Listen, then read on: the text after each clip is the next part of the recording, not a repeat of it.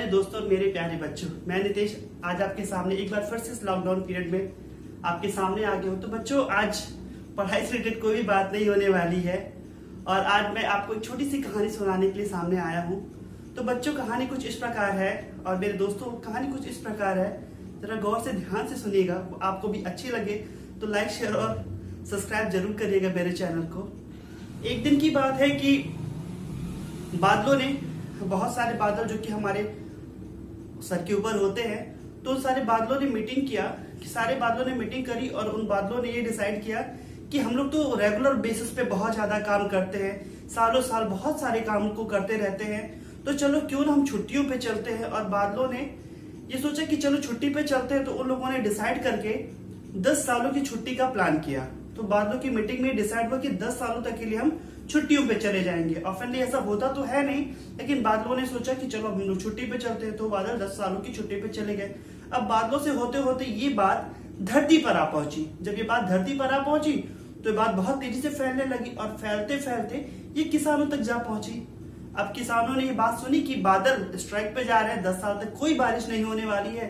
तो उन किसानों ने क्या किया, एक बैठक करी और किसानों के मुखिया ने कहा कि अब तो बादल 10 साल की छुट्टियों पर जा रहे हैं, कोई बारिश नहीं होने वाली है, तो चलो हम सभी भी बिना बारिश के, ना हमारी कोई फसल होगी, ना कोई अन्न उपजेगा और हमारा भी कोई काम नहीं है, तो हम लोग भी क्या करते हैं कि अपने सारे हल को, फावड़ों को अपने घरों में रख लेते हैं। तो जैसा सुनिश्चित हुआ, सारे किसानों ने अपने हलों को और अपने बैलों को सभी को अपने घरों में रख लिया, ताकि अब तो बारिश होने वाली नहीं है।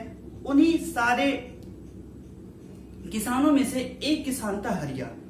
हरिया ने क्या किया, हरिया ने भी सारी बात सुनी, लेकिन दूसरे दिन सुबह होते ही हरिया क्या हुआ, अपने खेतों में पहुंच गया और खेतों में पहुंचते ही उसने फावड़ा चलाना शुरू कर दिया। सभी ने डिसाइड किया था कि कोई भी काम नहीं होने वाला, लेकिन हरिया क्या हुआ, अपने खेतों में पहुंचा और अपना फावड़ा चलाना शुरू कर दिया। खेतों की कुड़ाई करने लगा, बैलों के साथ खेतों को जोतने लगा। ऐसे देखते देखते 1 दिन, 2 दिन, 3 दिन, 4 दिन, 5 दिन बीत गए। अब 5 दिन बीत गए तो फिर किसानों ने सोचा हरिया तो पागल हो चला है, बारिश होने वाली नहीं है और हरिया खेतों में खून पसीने बहाया जा रहा है। ये बात होते होते मुखिया तक पहुंची कि हरिया नामक एक किसान है जो कि खेतों में दिन प्रतिदिन काम किए जा रहा है, बादल की बारिश होने वाली नहीं। मुखिया ने कहा छोड़ दो, हरिया काम कर रहा है, वो पागल हो चला है।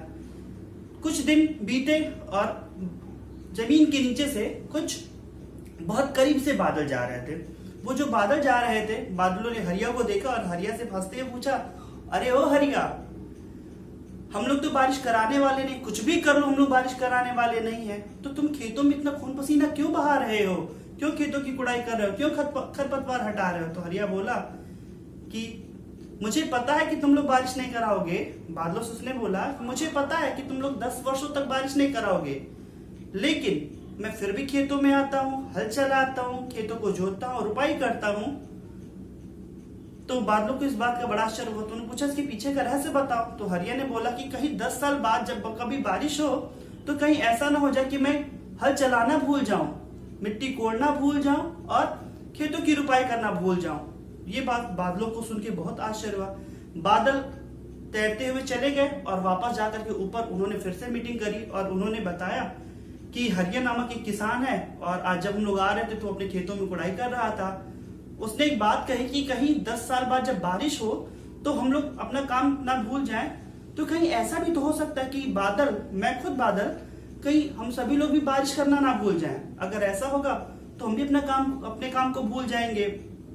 तो बादलों ने तुरंत डिसाइड किया, नहीं हम छुट्टियों पे नहीं जाएंगे, आज बारिश होगी। सारे बादलों ने मिलकर खूब जम के बारिश करी और जब जम के बारिश हुई तो हुआ क्या कि सारे किसान जो घरों में बैठे थे वो तो चुपचाप से बारिश को देखते रहे और हरिया जो कि पूरी तैयारी के साथ था, खेतों में खूब रुपाई हो चुकी थी, कुड़ाई हो चुकी थी, खरपतवार हट चुके थे, अब खेत बीज की रुपाई के लिए एकदम तैयार थे। हरिया खुश हुआ, दौड़ के अपने खेतों में जा पहुंचा। तो हमारे इस कहानी का मोटो यही है, इससे आपको बताने का तात्पर्य यही है कि बच्चों, लॉकडाउन के बाद, हमारे प्यारे दोस्तों, लॉकडाउन के बाद जब कभी भी हमें समय मिले अपने काम पे वापस आने के लिए, अपने जीवन को वापस पटरी पे लाने के लिए, तो कहीं ऐसा ना हो जाए कि जो इस समय हमें अनमोल समय मिला है हम उसे खो चुके हों। तो आपसे कहना है कि घरों पर रहिए और घरों पे केवल ना रहिए ही, घरों पर बैठ करके अपने आने वाले काम को थोड़ा थोड़ा समय देते रहिए, ताकि आप आने वाले समय में अपने समय का अच्छे से उपयोग कर सके, ऐसा आप सभी को बता सके, ताकि बाकी के लोग कहें वाह इसने अपने समय का उचित प्रयोग किया है। तो आप सभी से मेरा विनम्र निवेदन है कि घरों पर ना केवल रहे ही बल्कि अपने समय का सदुपयोग करें। धन्यवाद।